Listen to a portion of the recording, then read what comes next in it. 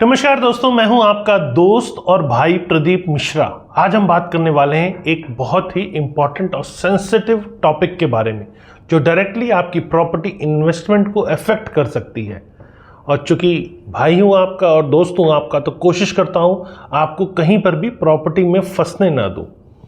कोशिश है मेरी, बाकी जितना आप समझ पाएंगे, जितना आप इसे ज़्यादा से ज़्यादा शेयर करेंगे, ज़्यादा लोगों तक ये बातें पहुंच पाएगी और ज़्यादा से ज़्यादा लोग बेनिफिटेड हो पाएंगे। कोशिश है एक ऐसी मुहिम चलाने की जिससे ज़्यादा से ज़्यादा लोगों का बेनिफिट हो। तो चलिए वापस मुद्दे पर आते हैं। हाल ही में इलाहाबाद हाई कोर्ट ने यमुना फ्लड प्लेन पर बने फार्म हाउसेस के लिए स्टेटस को का ऑर्डर दिया है। तो आज इस वीडियो में हम डिटेल में समझेंगे कि आखिर इसका मतलब क्या है, क्यों ये आपके लिए बहुत ज़रूरी जानना है और रियल एस्टेट मार्केट पर क्या इसका इम्पैक्ट पड़ेगा।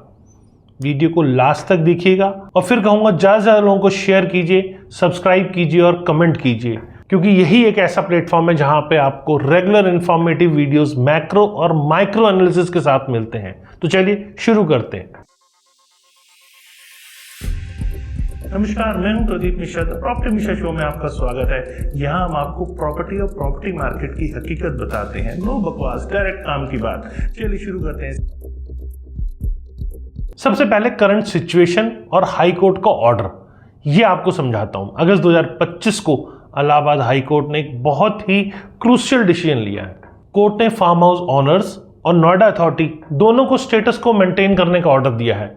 इसका मतलब यह है कि अभी कोई भी डिमोलिशन नहीं होगा और साथ ही कोई नई कंस्ट्रक्शन भी नहीं हो सकती। ये ऑर्डर 30 फार्म हाउस ओनर की पिटीशन के बाद आया है जिन्होंने डिमोलिशन नोटिस को चैलेंज किया था। इन फार्म हाउसेस की लोकेशन की बात करें तो ये सेक्टर 135, 150 और 151 के पास के एरिया में लोकेटेड है। ये एरिया यमुना रिवर बैंक से 4 to 5 किलोमीटर दूर है। ऑनर का कहना है कि उनकी properties high flood level zone से बाहर है और ये टेम्पररी स्ट्रक्चर है जो रिवर फ्लो को ब्लॉक नहीं करते हैं। कोर्ट ने नेक्स्ट हियरिंग 24 सितंबर के लिए शेड्यूल की है और इस बीच में ना तो कोई कंस्ट्रक्शन हो सकती है और ना ही कोई थर्ड पार्टी इंटरेस्ट क्रिएट हो सकता है। और ये क्रिटिकल पीरियड है जो प्रॉपर्टी मार्केट को डायरेक्टली अफेक्ट कर रहा है। अब कोर्ट का तो आपने ऑर्डर समझ लिया, लेकिन इसका बैकग्राउंड भी समझना आपके लिए ज़रूरी है। तो चलिए इसके बैकग्राउंड और टाइमलाइन के बारे में भी आपको बता देता हूँ। ये लीगल बैटल 2022 से चल रही है। मई 2022 में नोएडा अथॉरिटी ने पहली बार इन फार्म हाउसेस को इलीगल डिक्लेयर किया था। बन बहुत पहले से रहे थे, लेकिन 2022 में नोएडा अथॉरिटी ने पहली बार इनको इलीगल डिक्लेयर किया। तो क्या हुआ, कैसे हुआ, ये आप सब खुद समझ सकते हैं। अथॉरिटी का कहना था कि रिवर गंगा रेजुनेशन प्रोजेक्शन और मैनेजमेंट अथॉरिटीज ऑर्डर 2016 के अकॉर्डिंग ये कंस्ट्रक्शन इलीगल है। जून 2022 में अथॉरिटी ने 124 फार्म हाउसेस को डिमोलिश किया था। इसके बाद ऑनर्स ने कोर्ट में पिटीशन दाखिल की। 2023 में भी एक सिमिलर केस चल रहा था। अब तक 300 से ज़्यादा ऑब्जेक्शंस फाइल हो चुके थे, लेकिन अथॉरिटी अपने स्टैंड पर फर्म थी। रिसेंट में अगस्त 2025 में भी अथॉरिटी ने 23 फार्म हाउसेस को डिमोलिश किया था। सेक्टर 150, सेक्टर 151 के एरिया की मैं बात कर रहा हूँ, तो उनके पास के एरिया की बात कर रहा हूँ। ये जॉइंट ऑपरेशन था उत्तर प्रदेश इरिगेशन डिपार्टमेंट के साथ और ये डिमोलिशन ड्राइव पिछले 1 साल के अंदर सबसे बड़ा डिमोलिशन ड्राइव था। तो चलिए अब कुछ उस एरिया की प्राइस एनालिसिस और मार्केट रियलिटी के बारे में बताता हूँ। इंपॉर्टेंट पार्ट है, तो ये भी आपके लिए जानना ज़रूरी है, क्योंकि ये फार्म हाउसेस कितने चीप रेट्स पे सेल हो रहे हैं और क्यों हो रहे हैं, ये समझना आपके लिए बेहद ज़रूरी हो जाता है। करंट मार्केट डाटा के अकॉर्डिंग फार्म हाउसेस प्राइजेस इन एरिया में 4500 से 8000 रुपीज़ पर स्क्वायर यार्ड तक है और ये रेट बहुत ही अट्रैक्टिव है। अगर आप कंपेयर करें तो आसपास के एरिया में जो रेगुलर अपार्टमेंट चल रहे हैं, मैं उनसे कंपेयर करके आपको बता रहा हूँ। अब आपको जब ये रेट दिखते हैं तो आपको लगता है इससे अच्छी तो कोई चीज़ ही नहीं है, क्योंकि सेम एरियाज़ में, मतलब थोड़ा सा जो सेक्टर 135 या 150, 151 की बात करूं, तो वहाँ पर जो सेक्टर 135 की स्पेशली बात करें तो 8000 से 12000 रुपये पर स्क्वायर फीट का रेट है अपार्टमेंट का। मैं पर स्क्वायर फीट की बात कर रहा हूँ यहाँ। और सेक्टर 150 में लग्जरी अपार्टमेंट करीब 12000 रुपये पर स्क्वायर फीट तक जा रहे हैं। सेक्टर 151 में भी करीब करीब सिमिलर ट्रेंड है। तो ये क्लियरली डिफरेंस दिखाता है कि फार्म हाउस और अपार्टमेंट रेट्स में बहुत बड़ा गैप है, लेकिन क्यों चीप रेट है इसका रियल एनालिसिस भी समझना ज़रूरी है। पहला रीज़न है लीगल अनसर्टेनिटी है। जब आप जानते हैं कि आपकी प्रॉपर्टी कभी भी डिमोलिश हो सकती है तो नेचुरली प्राइजेस कम होंगे। बायर्स को पता है कि ये हाई रिस्क इन्वेस्टमेंट है। दूसरा मेजर फैक्टर है बैंक्स और फाइनेंशियल इंस्टीट्यूशंस का अप्रोच। इन प्रॉपर्टीज़ पे लोन मिलना बहुत ही डिफ़िकल्ट है। जब फाइनेंसिंग ऑप्शन नहीं होते हैं तो डिमांड ऑटोमेटिकली कम हो जाती है और प्राइजेस भी कम हो जाते हैं। और तीसरा इंपॉर्टेंट फैक्टर है रीसेल वैल्यू का इशू।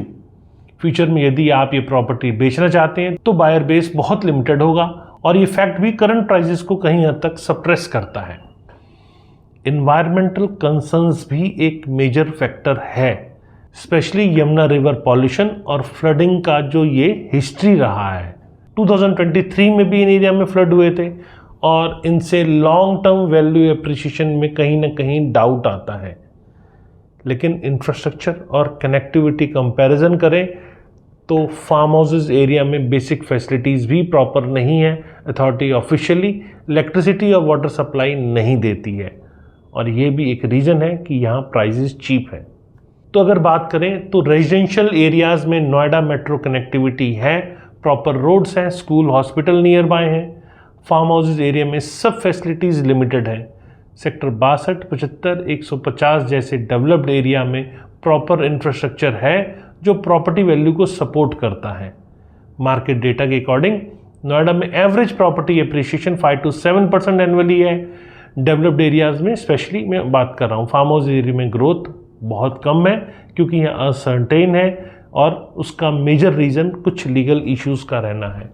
तो यहाँ पर इन्वेस्टमेंट का रिस्क एनालिसिस करना बहुत ज़रूरी हो जाता है। प्रोफेशनल इन्वेस्टर्स की नज़र से देखें तो ये इन्वेस्टमेंट्स में मल्टीपल रिस्क है। लीगल रिस्क सबसे बड़ा है, एनवायरमेंटल क्लियरेंस का इशू है, रेगुलेटरी कंप्लायंस की प्रॉब्लम है। रीसेंट रिपोर्ट के अकॉर्डिंग फार्म हाउसेज इन्वेस्टमेंट में शॉर्ट टर्म गेन पॉसिबल है लेकिन long term sustainable growth doubtful है। अथॉरिटी का क्लियर स्टैंड है कि यह कंस्ट्रक्शन इलीगल है। इन प्रॉपर्टीज़ के लिए बैंकिंग सेक्टर का भी एटीट्यूड नेगेटिव है। होम लोन नहीं मिल रहे हैं रजिस्ट्रेशन के बाद भी। ये रेड फ्लैग है सीरियस इन्वेस्टर्स के लिए।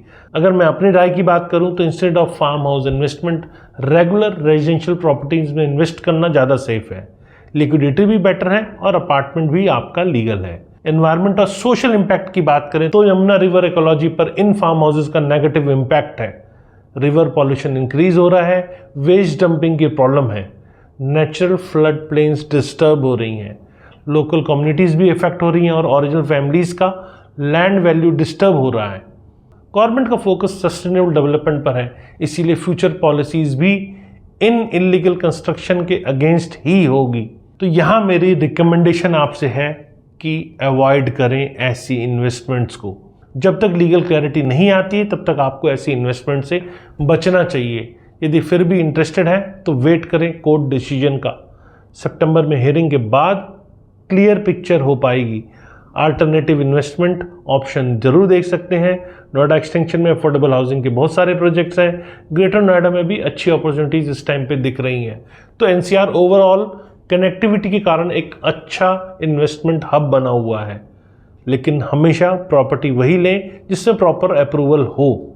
तो चलिए अब इसके फ्यूचर आउटलुक को आपको ध्यान में रख के कुछ बातें बताता हूँ। शॉर्ट टर्म अनसर्टेनिटी रहेगी, कोर्ट डिसीजन के बाद ही क्लियर डायरेक्शन मिलेगी। यदि अथॉरिटी की तरफ से कोई टफ डिसीजन आता है तो प्राइजेस और भी गिर सकते हैं। लॉन्ग टर्म प्रोस्पेक्टिव से सस्टेनेबल डेवलपमेंट ही फ्यूचर है। गवर्नमेंट एनवायरनमेंट प्रोटेक्शन को प्रायोरिटी दे रही है, इसीलिए लीगल कंप्लेंट प्रॉपर्टीज में इन्वेस्ट करना आपके लिए बेटर स्ट्रेटजी है। फाइनल एडवाइस ये है कि चीप रेट का मतलब ये नहीं है कि गुड डील है। हिडन कॉस्ट और रिस्क को प्रॉपरली इवैल्यूएट करें। प्रोफेशनल एडवाइस ज़रूर लें अगर आप कोई ऐसी इन्वेस्टमेंट करने जा रहे हैं तो। याद रखें रियल एस्टेट इन्वेस्टमेंट में पेशेंस और प्रॉपर रिसर्च बहुत इंपॉर्टेंट है। शॉर्ट टर्म ग्रीड में लॉन्ग टर्म वेल्थ डिस्ट्रॉय बिल्कुल ना करें। सेफ इन्वेस्टमेंट स्ट्रेटजी अपनाएं और लीगल कंप्लाइंट प्रॉपर्टी को ही प्रेफर करें। ये था मेरा आज का कंप्लीट एनालिसिस।